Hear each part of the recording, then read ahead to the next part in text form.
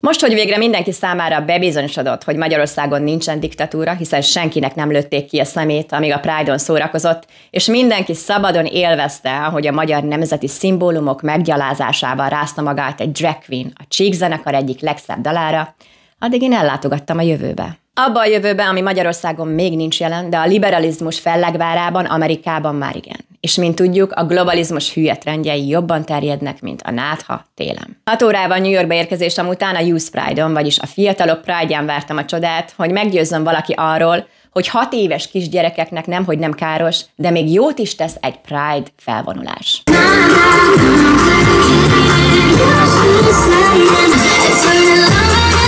Nem, egy óra múlva sem lett más a véleményem, a Pride nem gyereknek való. Van egy dolog, amit nem tudok kiverni a fejemből, és nem értem, hogy értelmes felnőttek miért nem értenek meg egy alap pszichológiai tényt. Egy kisgyerek nem azt szűri le egy Pride-ból, hogy el kell fogadniuk a másságot, és nem azért, mert a kisgyerek hülye, hanem azért, mert még nem tart ott a kognitív fejlődésben. Hanem azt szűri le, hogy ha valaki félmeztelenül ott áll mellette, és megsimogatja az arcát, akkor az oké. Ezért majd, ha a kisgyereket az óvóbácsi elkíséri a mosdóba, és félmeztelen levetközve megsimogatja a kisgyerek arcát, a gyerekben már nem lesznek véscsengők, mert úgy gondolja, hogy ez normális. Ez persze megint annak az új liberális neveléskultúrának az eredménye, amit az angol úgy hív, hogy soft parenting, tehát gyengéd nevelés. Ez az, ahol azt állítjuk, hogy egy 6 éves kisgyerek a főnök, és a szülő az alárendelt. De térjünk vissza a New York-i Youth Pride-ra, nehéz volt nem észrevenni, szivárvány mindenütt. Szerettem volna megérteni azokat, akik azt gondolják, hogy ez jó, hogy miért is jó, így elég sok interjút készítettem,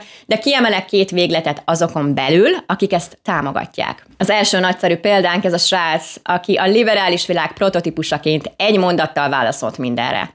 We need to love and accept everyone as they are. Szeretnünk kell és el kell fogadnunk mindenkit olyannak, amilyen. Arra a kérdésemre, hogy szerinte egy 6 éves el tudja dönteni a nemi identitását és szexuális orientáltságát, azt is megválaszolta a papíron jól hangzó, de a való élettől azért igen távol álló gondolattal, hogyha egy 6 éves úgy érzi, hogy igen, akkor el kell fogadnunk és szeretnünk kell úgy, ahogy. No matter what age they are, because we feel that you best know who you are.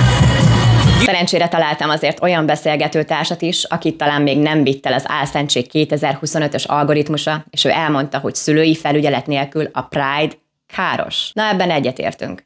Elmondta, hogy ő, mint leszbikus nő hangosan felszólal az ellen, hogy óvodákban vagy iskolákban bárki is az LMBTQ tartalmakról beszéljen gyerekeknek. Az nem az ő szerepük, hanem a szülői. Ez egy korrekt hozzáállás. Ennek ellenére, hogy ott álltam a Youth Pride-on és néztem az itt-ott megjelenő félmeztelen 10 éveseket, vagy épp a 3-4 évesek arcát, ahogy egy aberrált dragsót néznek, hát továbbra sem gondolom, hogy ez az elfogadásról és az arra nevelésről szól. Nem, ez arról szól, hogy finomítsuk a kiskorúak tolerancia küszöbét, hogy mire felnőtt lesz, már minden mindegy lesz neki. De ezt viszont már nihilnek hívjuk. Sziasztok, Gulyás Virág vagyok, és a videóimmal nem azt szeretném megmondani neked, hogy mit gondolj, hanem hogy motiváljalak arra, hogy merj gondolkodni. Na, mit gondolsz a Youth Pride-ról?